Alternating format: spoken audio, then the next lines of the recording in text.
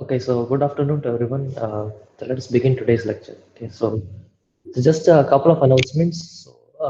The marks of the second test will be released sometime today, and I'll also upload the solutions, the model solution for the second test.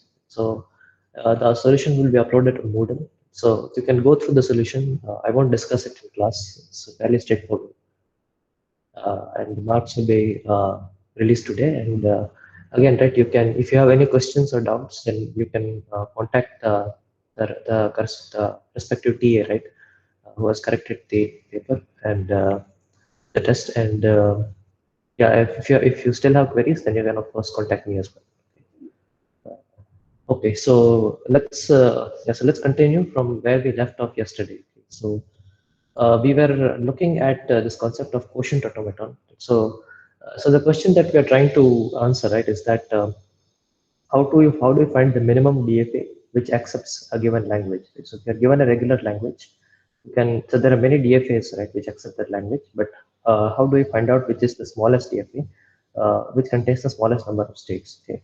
So towards that end, right, we said that okay, I mean, given a DFA, right, we can remove certain states from this DFA, right? Yeah, as long as we continue to accept the same language, right? So this is this collapsing technique, right, that we are trying to focus on, right? So in this collapsing technique, we basically collapse two states together, right? So as a first step, we remove all the states of the DFA which are not reachable from the start state, because removing those states doesn't really affect the language of the DFA. And then of the remaining states, right? We try to find out when two states are equivalent. So we define this equivalence relation between the states. Okay? So we say that two states are equivalent if and only if this condition holds, right? Which is that for any string x, right? If if you want to say that two states p and q are equivalent, then for any string x, if delta hat p comma x belongs to f, if and only if delta hat q comma x belongs to f.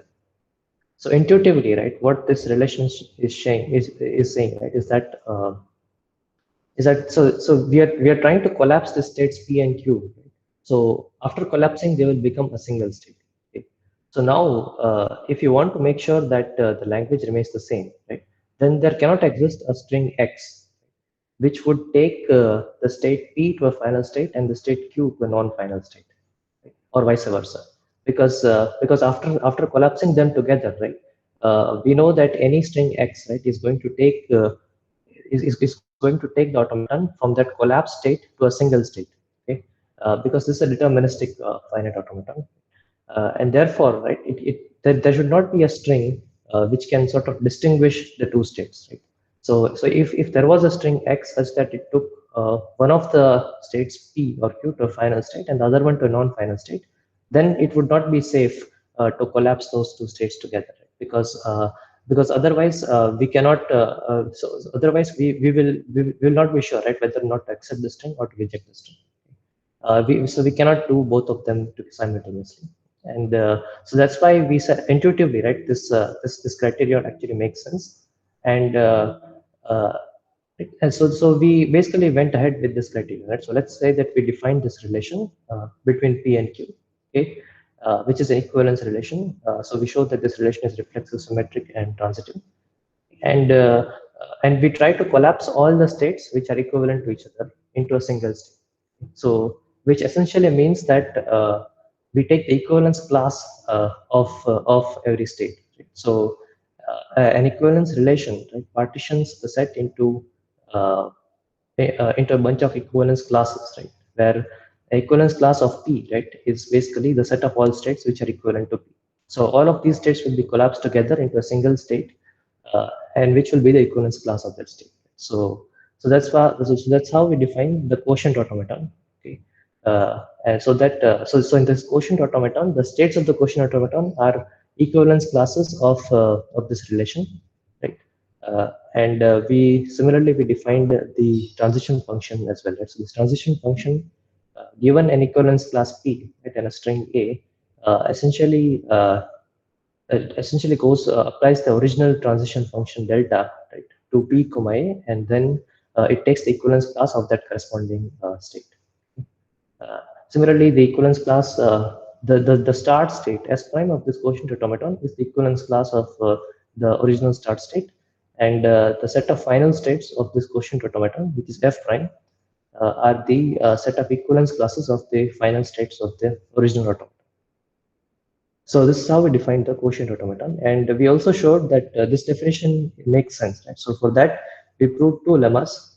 Rather, the first lemma, right, it says that if P is equivalent to Q, then delta P comma A is equivalent to delta Q comma A.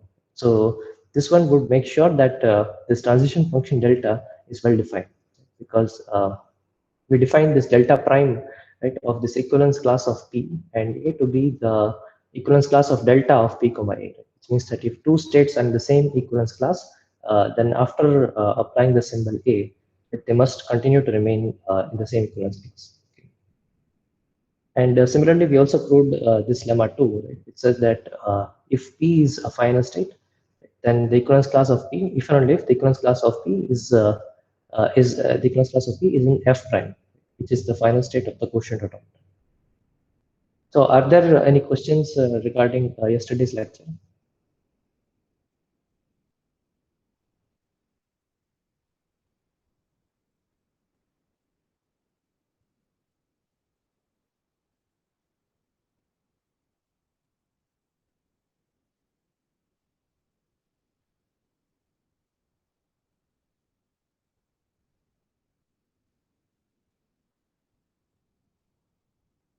Okay, so in that case, let us continue. Right? So we have defined this quotient automaton, right? And we also proved a couple of lemmas. So we want to show that the language of this. So this quotient automaton might have lesser number of states, right, than the original automaton.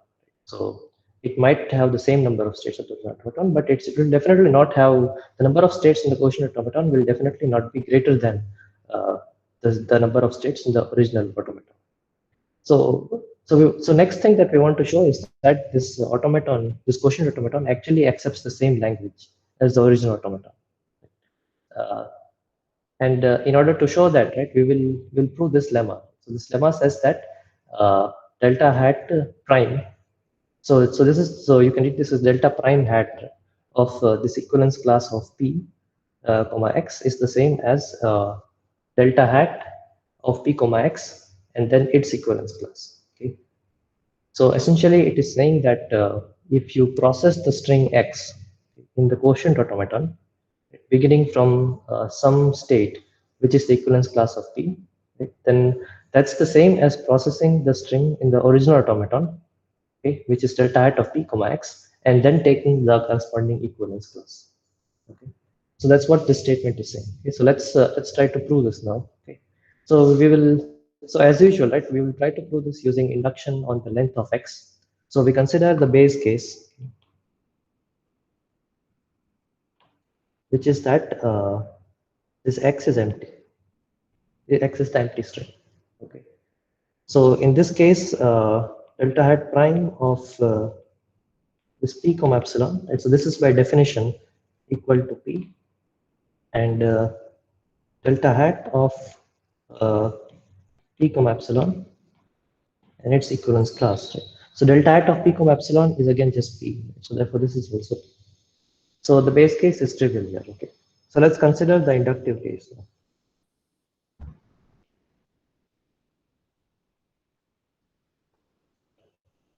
So here we take X to be equal to some WA, and our inductive hypothesis is that delta hat prime of P comma W is the same as delta hat of P comma W and then its equivalence class.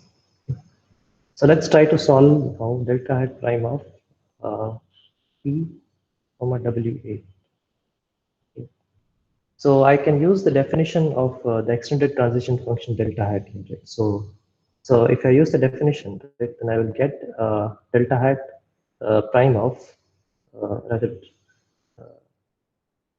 I'll get delta prime of delta hat prime of P comma W comma A. Right? So I first process the string W and then process the symbol A. So this is the same as, so now I can use the inductive hypothesis. So this says that this is equal to delta hat of P comma W and sequence class comma A. Okay.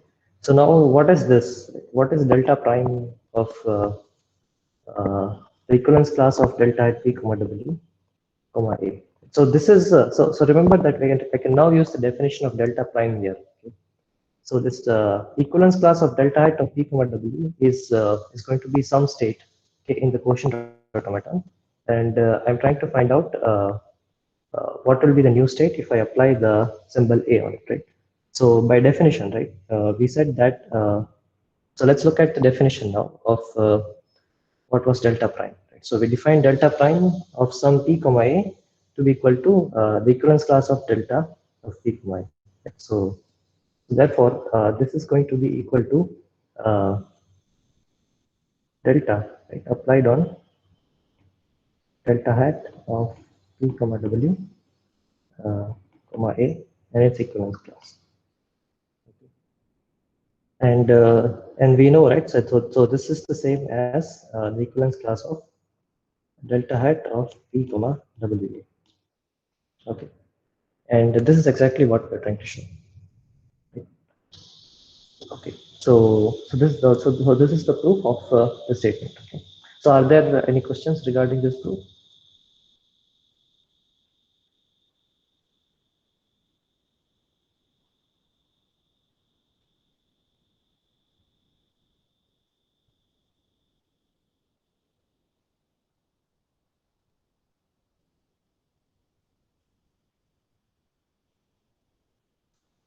Okay.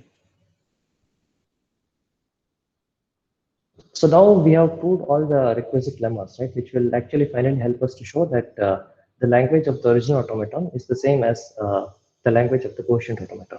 Okay. So so if we take a string x, okay, in the quotient automaton, so then what can we say about the string x? How do we show that these two languages are the same? Okay, so uh, let us try to finish this proof together. Okay. So what can we say about x if it is present in the language of the quotient automaton? Anyone?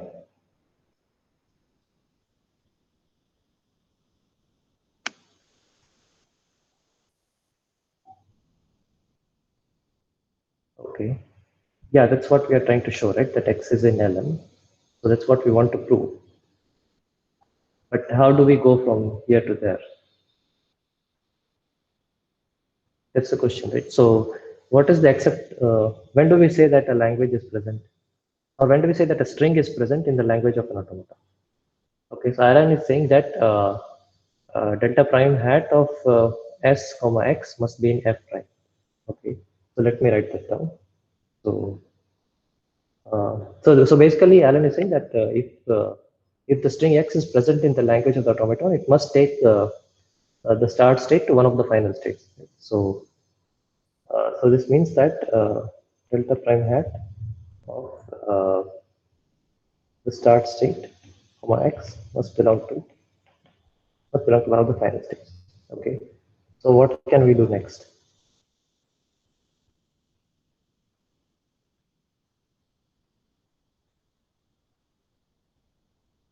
Okay. So Kostab is saying that delta hat of s comma x is equal to q for some q in f.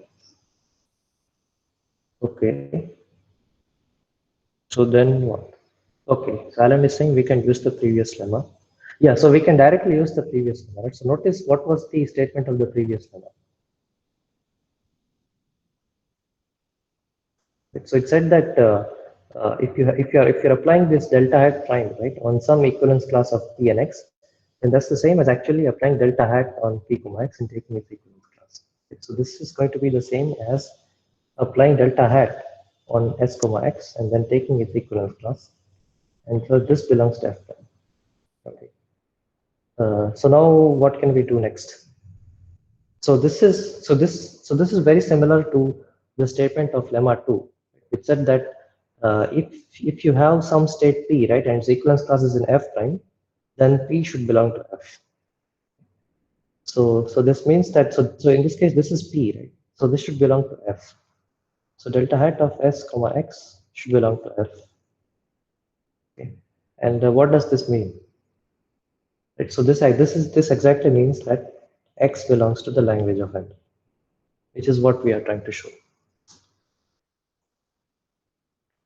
So this completes the proof that the language of the quotient automaton is the same as the language of the original automaton. Right? So we can collapse some states from the original automaton, but as long as the states that we collapse maintain this property, right, maintain this relation, right, that there is no distinguishing string from those states. Okay.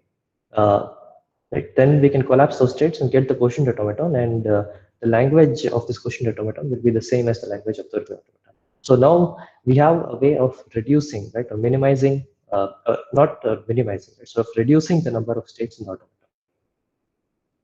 So any questions so far?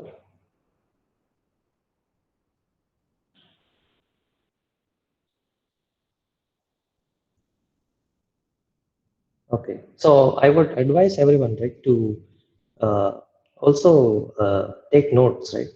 So especially in this lecture, right, and in the next lecture as well, right, we are going to be doing some proofs, right, and if so, it will be helpful if you do the proofs with me, so that you can also contribute, right, while I'm writing, and it will also become clear to you, right? So if you just attend the lecture, right, and just read whatever is there on the slides, right, or whatever I write, then it won't make much sense. So uh, so please take notes, right, and work out the proofs with me. So that will also help you in understanding it more clearly. Okay.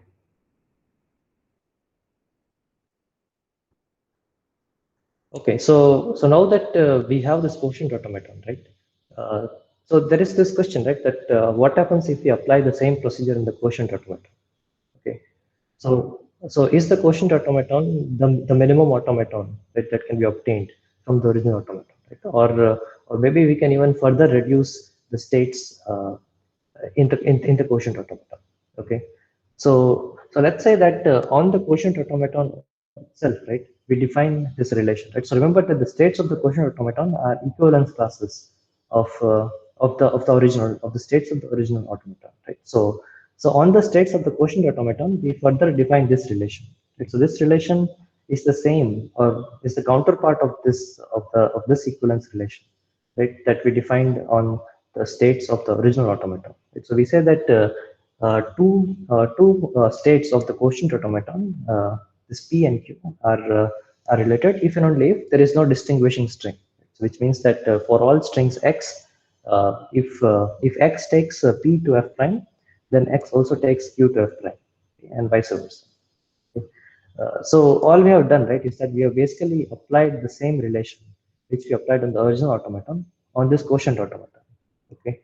Uh, and now, right, so if for example, if you have two states, okay, in the quotient automaton which are equivalent to each other according to this relation, then we can also combine them together, right? Or we can collapse them together and get and obtain an automaton which is even smaller.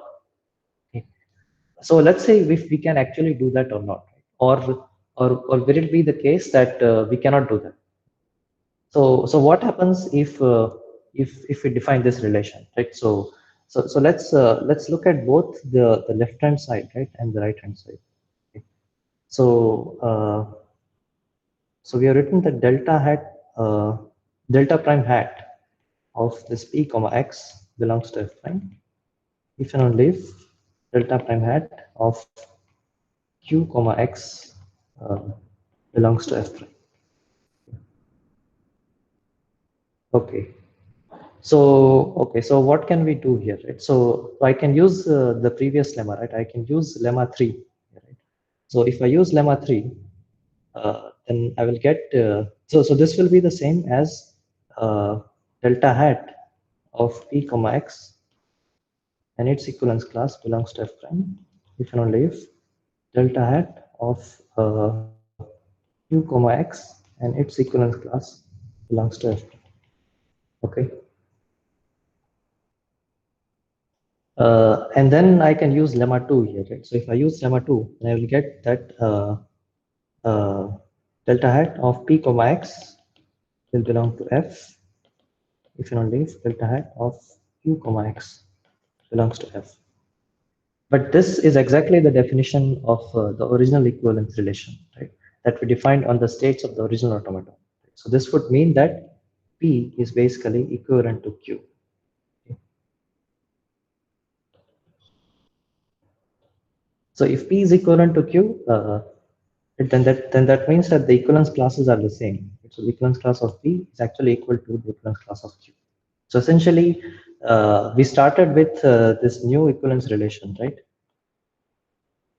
And we said that, and we have derived that if we define this new equivalence relation right, on the states of the quotient automaton, then it doesn't really help us, right? Because if two states of the quotient automaton are related by this new equivalence relation, then they are actually going to be equal, right? So which means that they have already been collapsed together, right? So you cannot further collapse the quotient automaton. Okay?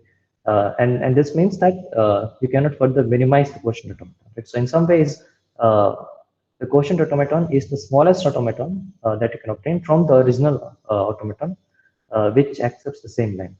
Okay? So we cannot minimize the quotient automaton further. Okay. So any questions regarding this proof or any questions so far?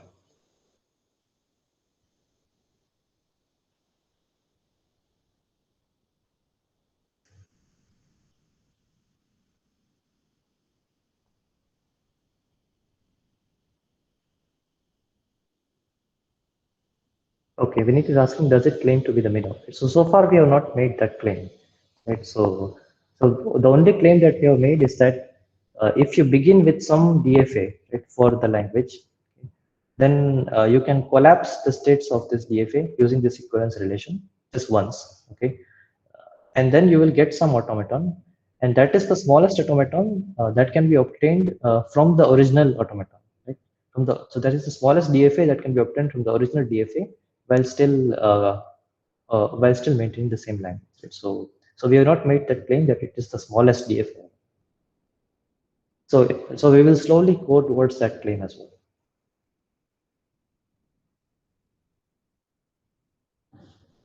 Okay.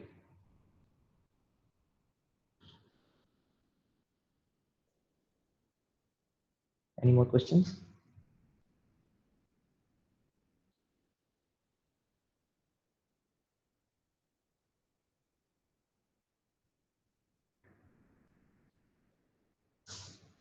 Okay, so now that we have this relation, right? So let's actually try to come up with an algorithm which would help us to find out two states which are equivalent to each other, so that we can collapse them.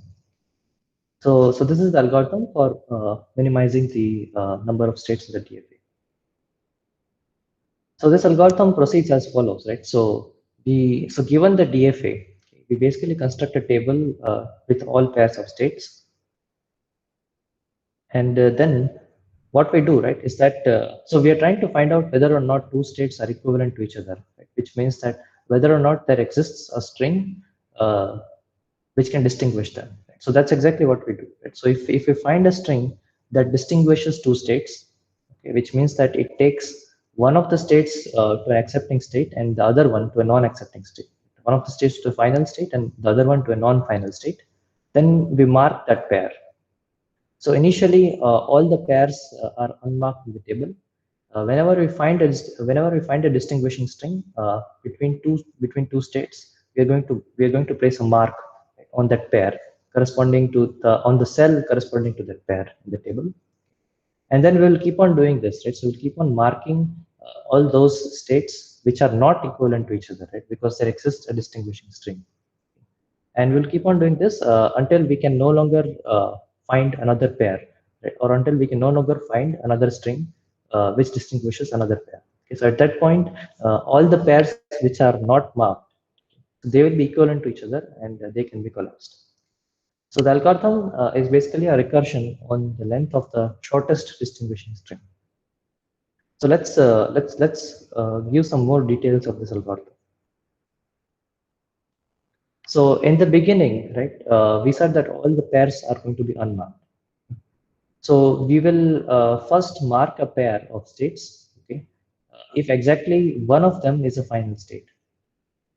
So if so in the table, right? So we said that we're going to maintain this table, and let's say that I have the state P and I have the state Q, such that P is a final state and Q is a non-final state. So then I'm going to mark this pair.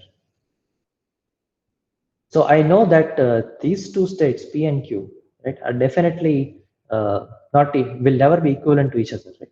Because since one of them is a final state and the other one is a non-final state, so that means that epsilon, right, is going to be the distinguishing string, in the sense that delta hat of P comma epsilon will belong to F, right, since it's P itself, and delta hat of Q comma epsilon will not belong to F, right, because it is Q. Uh, so therefore, so this is the first step, right, where we look at all pairs of states where exactly one of them is a final state, and we mark that pair.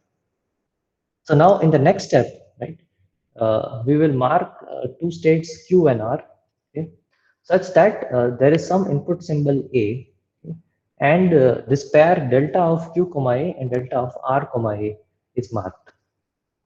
Okay. Uh, so after the first step, we already have some pairs which are marked. So now we will mark new pairs based on those pairs that have already been marked. Okay. So we'll say that, okay, here is a state Q and here is a state R. I look at what is delta of Q comma A and what is delta of R comma A. Right? And I look at that pair. So if that pair is marked, then I'm going to mark Q comma R as well. Okay. If it is not marked, okay, then I'm not going to mark. Right? So if for all symbols A, if delta of Q comma A and delta of R comma A is not marked, then I'm not going to mark Q comma R. Otherwise, I'm going to mark Q comma R. Okay? And I will keep on doing this. Okay. So I'll keep on doing. So I'll keep on doing this until no more marks are possible. Okay. So this is where the algorithm terminates. Okay. So if no more marks are possible, then all the marked pairs, right, are not equivalent to each other. Right, where all the unmarked pairs are equivalent to each other, and therefore they can be merged into one state. So that's how we are going to. Okay, so that's how we are going. So that's how this algorithm proceeds, right? In order to find states which are equivalent to each other, and then to collapse them together. So this is the description of the algorithm. So let's work it out on an example in order to make the steps more clear. Okay, so let's consider this automaton which we saw earlier. So in fact, we saw that this B and C, right, can be collapsed into a single state here. So let's see how the algorithm determines this. Okay, so as I said, right, we will construct this table. So let me construct that. So I have 4 states here.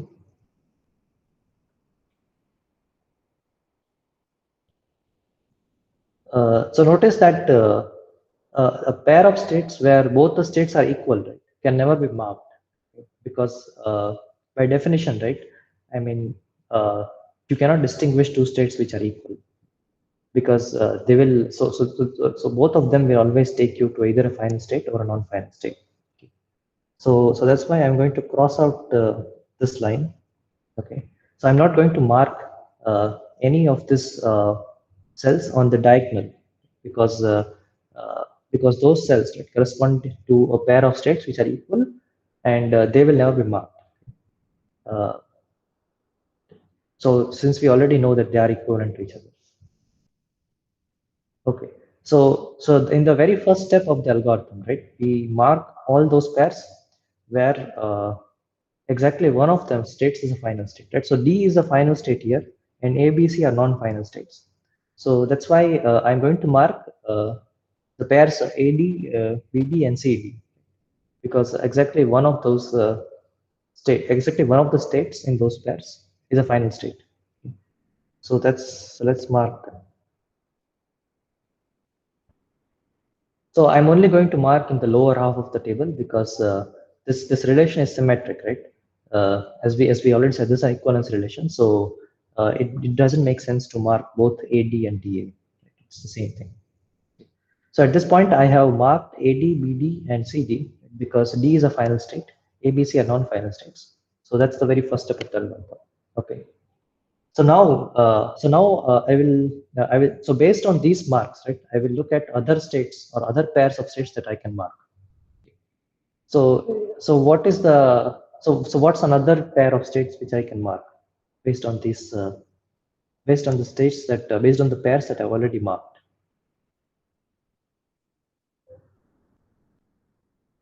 Okay, Kaustav is saying AB. Okay, so let's look at AB. Okay, so so for AB, right? So if you consider the string zero, the symbol zero, right? Then A, right, on zero takes you to the state B, while B on zero takes you to the state D. Okay, but notice that so this pair BD is marked. So that's why I can also mark the pair AB. So this is the transition table for the automaton, right? And since AB on zero take me to the pair BD, and the pair BD is marked, that's why I'm also going to mark AB. And so these two states are also not equal. So what's another pair of states that I can mark? Yeah. So we can also mark AC, right? So again, it's the same thing. So if I take AC, then on zero, right? Uh, A takes me to B, right, while C takes me to D, okay? And in this case, right, BD is again marked, okay? So that's why AC will also be marked. So I'm going to mark AC. So now I'm just left with the cell BC, right? So can I mark the cell BC as well?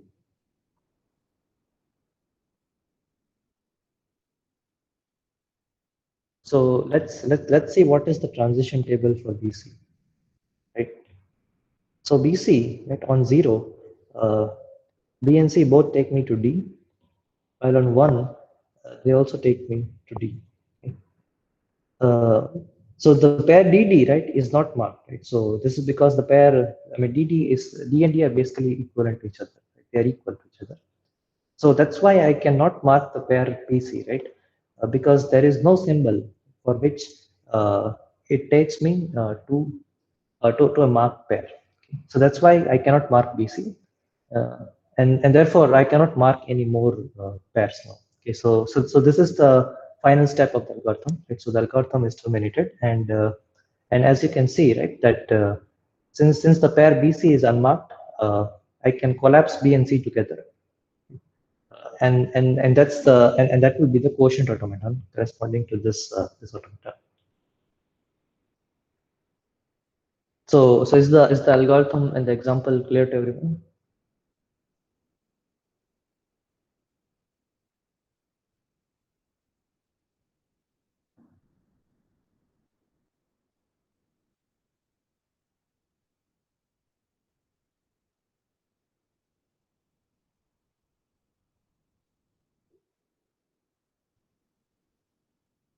Okay. So so how many steps, right, will this algorithm take, right? So notice that in every step of the algorithm, right, we are going to mark some pair, uh, and so there are a total of order of n square pairs, right, where n is the number of states in the DFA. So this means that there are so there are only a maximum of order of n square number of steps that this algorithm will take. So of course, yeah. So in each step, uh, right, how do I know, right, that which is the pair that I have to mark? So for that, you may have to search, right, for search across all pairs, right, in order to find out whether or not there is a symbol which takes that pair of states uh, to a marked pair of states. Okay. But the total number of steps of the algorithm is order of n squared. Right? So as Vinit said, it's n squared by 2.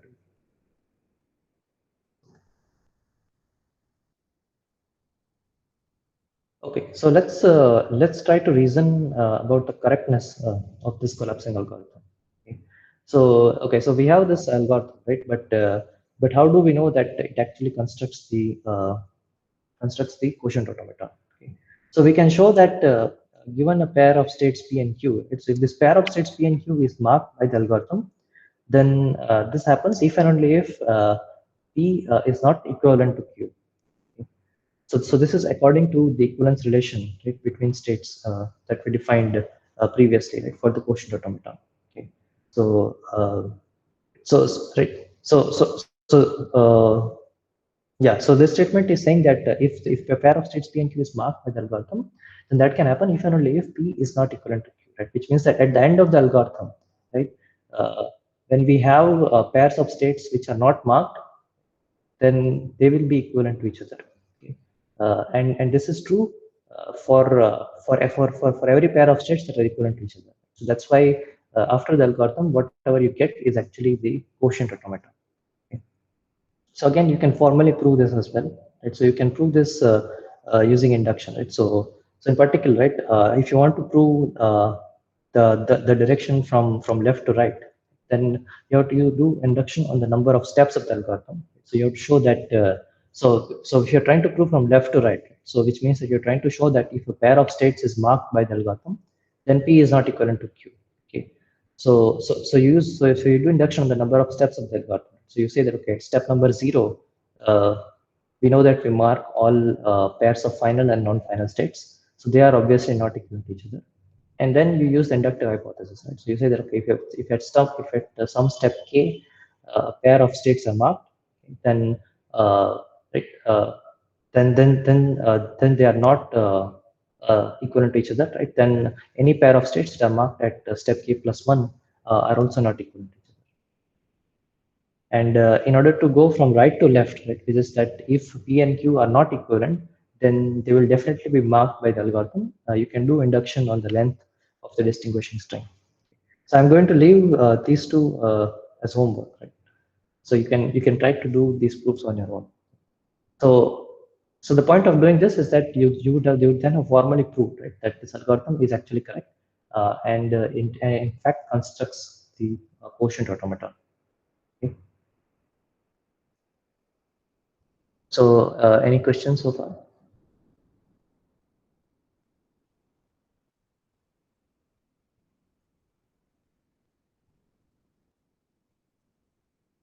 Okay, so Sanchit is asking that shouldn't the order be n to the power 4 star delta?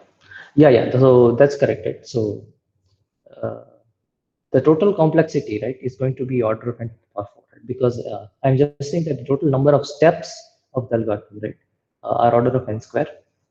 Uh, but at every step, right, you basically have to figure out which pair to mark, and for that you may have to again consult all pairs. So you're right.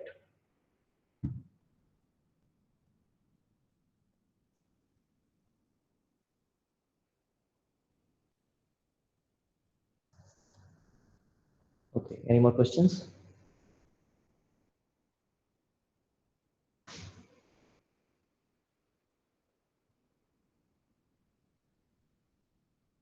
Okay. Right. So there was this question earlier, right? That is this the smallest automaton, right? Or is this the minimum automaton? It's the quotient automaton that we obtain. Is it the minimum automaton that can accept that particular language, right? So we know that if you apply this collapsing algorithm, then you get the quotient automaton, and it is the smallest automaton that can be constructed from beginning from the given automaton, right? So we have combined states of the given automaton wherever possible, and we have obtained the smallest automaton from beginning from the given automaton. But the question is that could there be another completely unrelated automaton, right, with fewer number of states? So we start with a DFA, right, and then we keep on collapsing states of the DFA until we get the smallest automaton. But could there be another completely unrelated DFA, right, with fewer number of states? In order to answer this question, right, so the answer to this question is no. So there cannot be another DFA, which a completely unrelated DFA with fewer number of states. And in order to prove this, right, we will introduce this concept of Myhill-Nerod relations, right? So in fact, we will show that if you have if you have two DFAs, right, M and N, let's say, which accept the same language, okay, and if you apply the quotient, if you construct the quotient automaton from these two DFAs, right, then the final quotient automatons that you get, uh, they will be isomorphic to each other. So they will basically have the same number of states. Okay, uh, and that's why if you start with any arbitrary DFA, right, for the given language, and then you apply this collapsing algorithm on that automaton in order to get the quotient automaton, then that will actually be the smallest DFA, right? The DFA with the smallest number of states for that given language. Okay, so let's do this. Okay, so I have a few more minutes. So what I'll do is that I'm going to introduce what are the Smyl-Nerod relations, okay? And then the main theorem, right, which is that this is the collapsing algorithm gives you the smallest DFA possible. Right, that we'll do in the next lecture. Okay.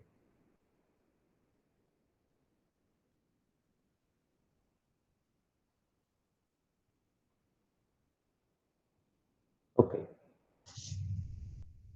So before I start with this Myhill-General relations, right? Let me introduce this concept of what are isomorphic automatons, right? So we said, right, that if you start with any two automaton M and N, right, which accept the same. So let's say that R is a regular language, and you have these two automatons M and N, such that L of M is equal to L of N is equal to R. So then I can show that this quotient automaton, right, that you can construct from N, and the quotient automaton that you can construct from N. Right? So these two automatons are isomorphic to each other. Okay. So let's formally define what do we mean by this isomorphic automaton. Right? So we say that two automatons. Sorry. So we say that two automatons are isomorphic. Right? So let's say M and N are isomorphic, right? So let's write down what are M and N. So let's say that M is given by Q1 sigma delta 1 S1 and F1, and N is given by Q2 sigma delta 2 S2 and F2. So we say that M and N are isomorphic.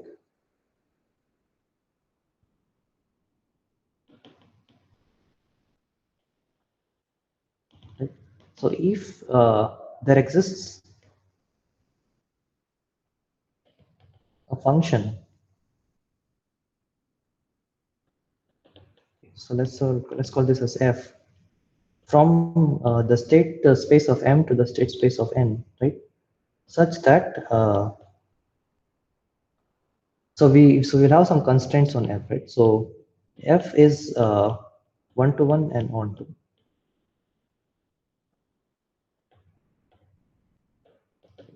The second constraint is that F of this start state of M is going to be the start state of 2. So the start state of M is going to be the start state of N. The third constraint, the third constraint is that so the third constraint is that F of delta 1 of Q comma A is going to be equal to delta 2 of F of Q comma A. So this constraint is saying that if you apply the transition, right, of the first automaton M, okay, and then you apply the function F, that's the same as actually applying the function F first and then taking the transition of the second automaton.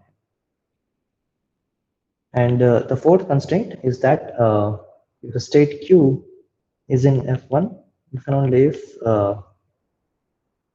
F of Q is in F2. So notice that what these definitions are saying, right, is that you have these two different automatons, right, and they have two different sets of states, right, transition function, start state, final states and so on, but they are isomorphic to each other, right? So since this function f is one-to-one and onto, this means that the sizes are the same. So this means that the size of Q1 is the same as the size of Q2. Okay?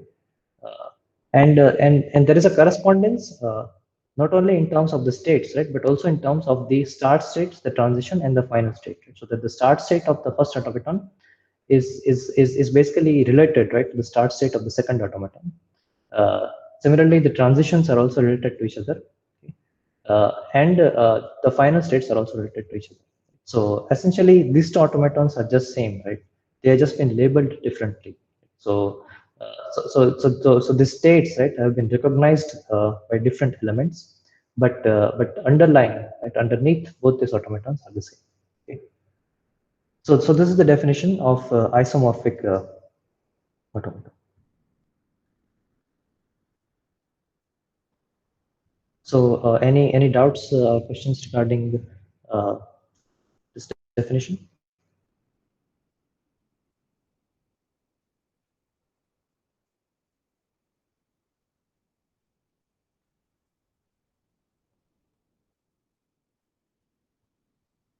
Okay. Okay. So then let's okay. So let's continue. Okay. So as I said, right, we want to. So ultimately, right, we want to show that if you have these two automatons M and N, right, and if you apply the collapsing algorithm, then the quotient of automatons will be isomorphic to each other. So in order to prove this statement, right, we said that we're going to introduce this new type of relation, which are called Myhill-Neruri relations. Okay. So let's see what those relations are. Okay. So let's assume, right. So let's say that you start with some regular language R. Okay. So given R is regular, and let's say that M is the automaton. Let's call it as Q sigma delta SNF, which actually recognizes this language. Right? So L of M is equal to R. Okay. So this automaton now induces an equivalence relation uh, on the, or rather it induces a relation on the strings, right, in sigma star. Okay. So we define this relation. So let's denote this by this symbol. So this is a relation on strings in sigma star. And we define this relation as follows. Right? So we say that given two strings x and y, they are related by each other. They are related to each other by this particular relation, if and only if uh, delta hat of s comma x is equal to delta hat of s comma y. So essentially, this is saying that if two strings x and y, right, take you to the same state, beginning from the start state, uh, s, right, then they are related to each other. Okay. Right. So this relation, if you can see, right, so you can see that this relation is an equivalence relation. Right? So it's definitely reflexive, okay, symmetric, and it's also transitive. Okay? So there are a few more properties that this relation has. Okay, so let's define three important properties of this relation. Okay. So the first property is called right congruence.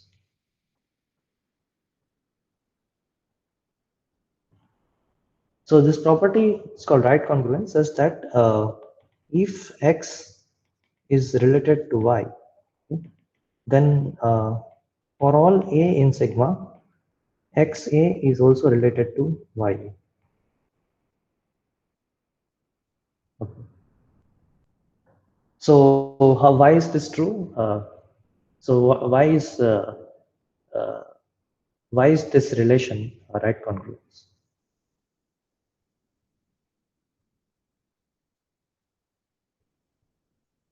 Okay, so this is Costa is saying by definition of delta, right? So let's prove this, right? So we know that x is related to y, and we want to show that xa is related to ya. Okay. So if you look at delta hat of s comma xa, then by definition of this extended transition function, this is going to be delta hat of the delta hat of s comma x comma a. Okay. but this is the same as delta hat of s comma y, right? Because x and y are related to each other, so delta hat of s comma x is equal to delta hat of s comma y. But this is the same as delta hat of s comma y. So this means the delta hat of s comma x is the same as delta hat of s comma y, and therefore they are equal. Right? So intuitively, right? So if x and y are related to each other, right? Then beginning from the state s, right? They basically take you to the same to the same state, right?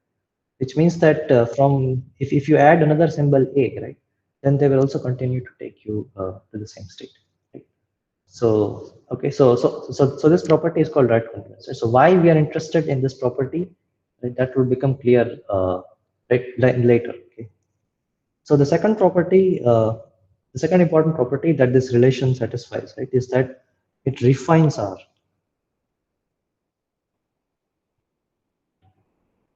So what does that mean? Right? So it means that if x is related to y, okay, then this would imply that x belongs to R if and only if y belongs to R. So remember that R is the regular language corresponding to the automata. Okay. So if x and y are related to each other by this relation, uh, then if one of them is present in the language, then the other one is also present in the language, and vice versa. So why is this true?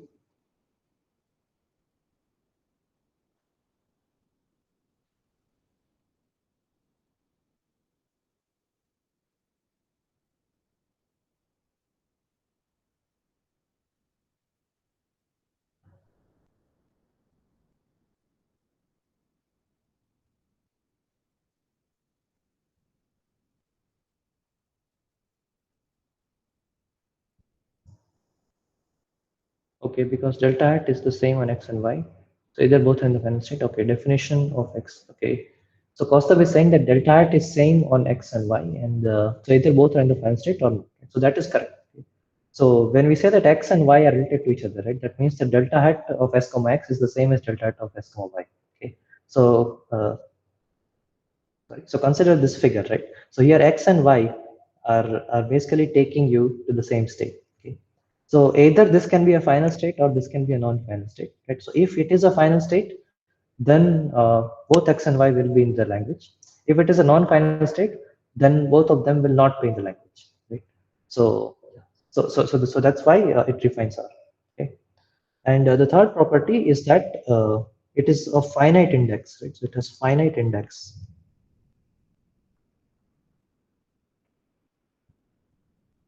which means that the number of equivalence classes are finite. So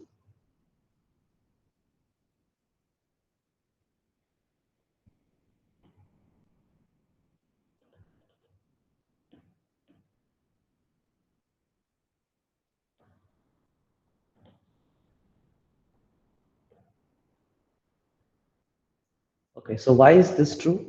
Uh, so what are the equivalence classes of this particular language, right? Or rather of this particular relation, right? So remember that this is a relation on the strings in sigma star, right? So there are infinite number of strings. Yeah. So Vikram is saying that because DFA is finite, so that's correct, right? So even though there are infinite number of strings in sigma star, right? Uh, this relation, right, has a finite number of equivalence classes because the number of equivalence classes are exactly the number of states in the DFA. Right? So if you take the equivalence class of x, right, then that's going to consist of all the strings which basically take you to the same state. Okay, so which means that if you take the set of all equivalence classes, right, such that x belongs to sigma star, okay, then this is going to be the same as the set q. So here, right, we are making this assumption that we have removed all the inaccessible states from q. In the sense that every state in Q is accessible from the start state. Okay. If we don't have that assumption, then this is not true, right? So if we don't have that assumption, then Q would be a superset of the number of equivalence classes. But since we made that assumption, uh, it is the case that the number of equivalence classes is exactly equal to the number of states in the DFA. Okay. And we know that this is a finite state DFA, so that's why this is a finite number of equivalence classes. Okay. Right.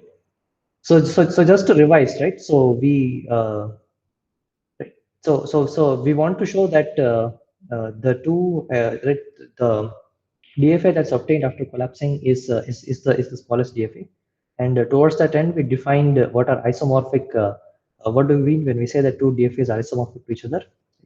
And then we introduce this relation on strings. Right? So given a DFA, it basically induces an equivalence relation on strings, on all strings which are present in sigma star. Okay? And we showed that this is an equivalence relation, and we also showed that this relation satisfies these three properties, right, which are right congruence, refinement of R, and finite index. Okay. Uh, so in general, right? So this relation is actually called the Myhill-Nerud relation, and we will see that any relation, right, which satisfies these three properties, right, is irrespective of whether or not there is an underlying DFA or not, it will be called a Myhill-Nerud relation. Okay. So with that, I'll end the lecture today, and we'll meet again on Monday. So thank you.